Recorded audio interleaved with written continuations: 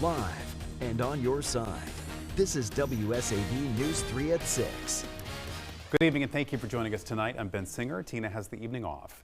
It is becoming a familiar sight this week. Sunshine and heat giving way to thunderstorms by the afternoon across the coastal empire and low country. So are we in for more of the same? Let's get straight over to Storm Team 3 Chief Meteorologist Scott Roberts for the latest. Yeah, good evening, Ben. We did have one severe storm in the low country this afternoon. That caused some power outages across Beaufort County, but all customers have been able to get their power restored. Just outside of our area up in Colton County, we still do have 100 customers without power. The radar is starting to settle down now. We do have the risk for a few more showers, a few more storms over the next few hours, but as you can see, not as active as just a little while ago. Still some activity, a stronger cell over Hampton County, at least on the southern end of the county near Brighton and Shirley. Some heavy rain, lightning associated with that. Everything else inland starting to rain itself out.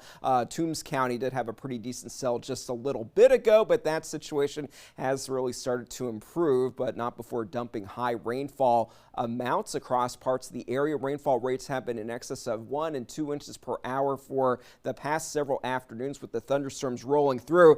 Down in McIntosh County, Viper Radar estimating over 4 inches of rain just to the east of I-95, so that certainly caused some issues on the roadways. Coastal Bryan County had some heavy rain as well, almost 3 inches estimated by radar, but up into low country across Hampton County, that's where we've had the highest amounts of rain this afternoon with that cell. That was severe warned earlier.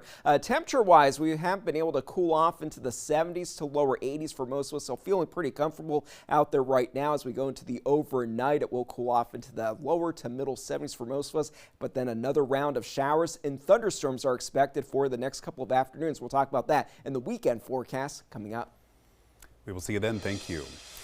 Now to Statesboro, where a man has been arrested in connection with a deadly shooting during a Cinco de Mayo celebration. 22-year-old Andrew White was arrested yesterday by the U.S. Marshals Service. White is charged with murder, aggravated assault, and possession of a firearm during the commission of a crime. Police say White shot and killed 31-year-old Gregory Johnson Jr. and injured a woman near the Azul Tex-Mex restaurant on May 5th.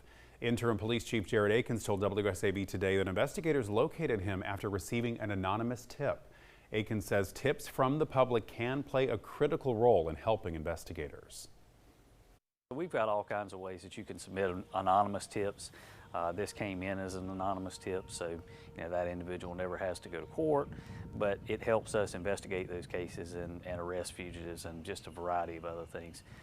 That's somebody that's on the ground with real-time information and intelligence, and that's what we need. Anyone with additional information about this shooting is asked to contact Senior Detective Short at the number on your screen or submit an anonymous tip through the Statesboro Police Department website. Some new information now. 2 people and a pet are dead after a house fire in Bluffton. The fire broke out around 4:15 yesterday afternoon at a home on Cold Creek Pass, while 3 people and 7 pets were inside. Mirjana and Javid Dizdaravich both died from smoke inhalation. They are both in their 70s.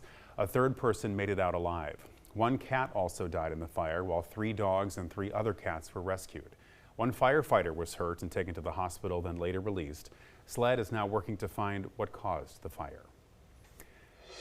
New at 6, Savannah police are investigating after 2 flock cameras were vandalized at the entrance to a Southside neighborhood.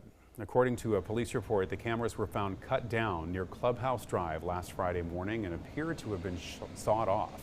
The HOA representative told police that he was concerned the damage could be connected to a recent discussion about the cameras on social media. Police have not said whether they have a suspect, and the report does not identify who damaged the cameras.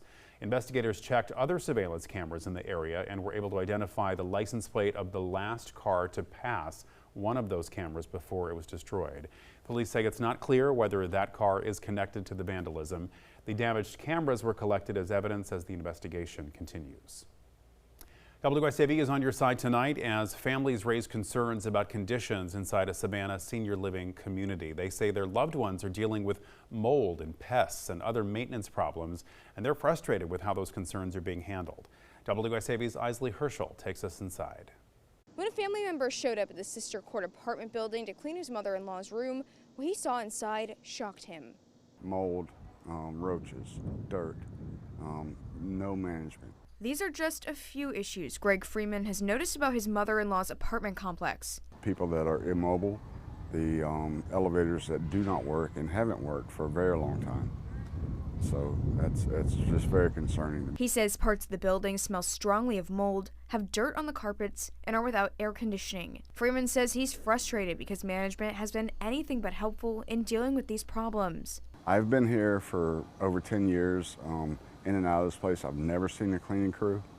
I've never seen any maintenance whatsoever. There's just no presence of anything. I noticed there were 5 people waiting in the waiting room today to talk to the one person that was supposed to be here for hours. We reached out to those that work at the Sister Court building and to the company that owns it.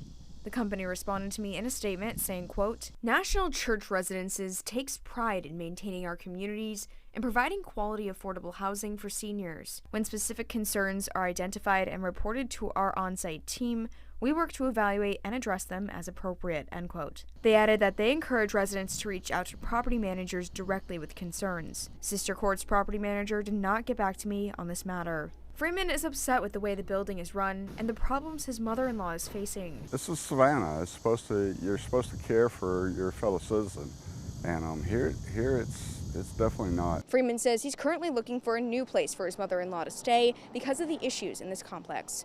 In Savannah, Isley Herschel, WSAV News 3, on your side. Buster Murdoch's defamation lawsuit against Netflix is headed to trial. A federal judge has rejected the streamer's attempt to have the case thrown out. The son of disgraced attorney Alec Murdoch is suing the streaming giant, claiming a documentary falsely implied that he was involved in the 2015 death of his former classmate. Earlier this year, Murdoch settled similar claims against Warner Brothers Discovery and several other media companies. The terms of that settlement have not been made public. Top officials from Georgia and South Carolina law enforcement agencies will be gathering in Savannah tonight as part of the Hands Across the Border campaign. The annual event steps up police presence on roads and coordinates sobriety checkpoints near the border. Tonight's event is at 6 at the Savannah Civic Center. The mobilization started on Sunday and will continue through tomorrow. State and local law enforcement in Georgia will continue conducting sobriety checkpoints through next week to send a message before the Labor Day holiday weekend. And as for Labor Day, AAA is once again running its Tow to Go program. It's offering free tows and a ride only for the driver of the vehicle up to 10 miles away from 6 p.m. on Friday, September 4th through 6 a.m. Tuesday the 8th. You do not have to be a member of AAA to use the service, but drivers are not able to request a ride in advance. If you do need a ride, you have to call the number. It's 800-286-9246. Digging deeper now, the world is remembering country music legend Dolly Parton, who died yesterday at the age of 80 after a brief battle with cancer. Her impact was also felt right here in the Coastal Empire. WSAV's Jillian Coles takes us to Evans County, where Dolly once brought her signature sparkle to the stage. For years in the 70s and into the early 80s, country music stars would perform here at Pinewood Christian Academy, fundraising for the school. Twice in the 70s, Dolly Parton put her special sparkle on this very stage.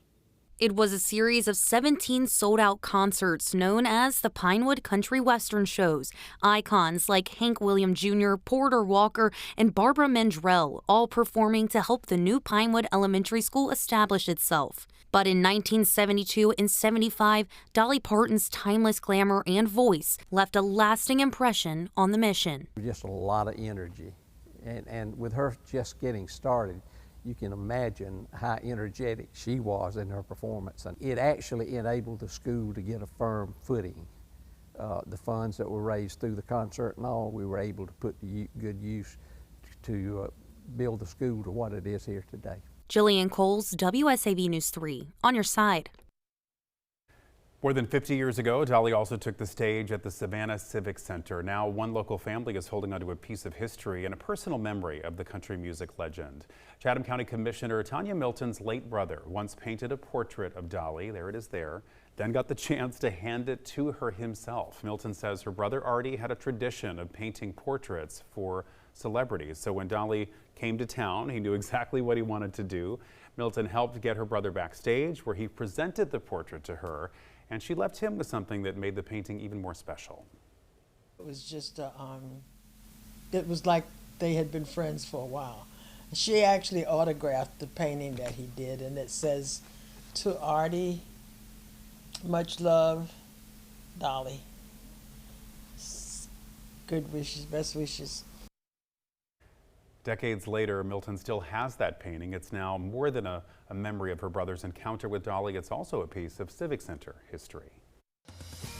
Now, Time Saver Traffic, sponsored by Arrowhead Clinic, the accident doctors, where it pays to get well. We had some slow-moving traffic this afternoon due to heavy rain, but that situation has since improved. It's taking a little bit longer than normal to head out to Pooler or down to Richmond Hill along US 17, taking 28 minutes right now. Viper radar still scanning the skies and finding a few pockets of heavy rain. A few more showers, a few more storms are possible over the next few hours, but overall the higher storm chances don't return until tomorrow afternoon and again on Friday. We'll have the latest on that and the weekend forecast coming up.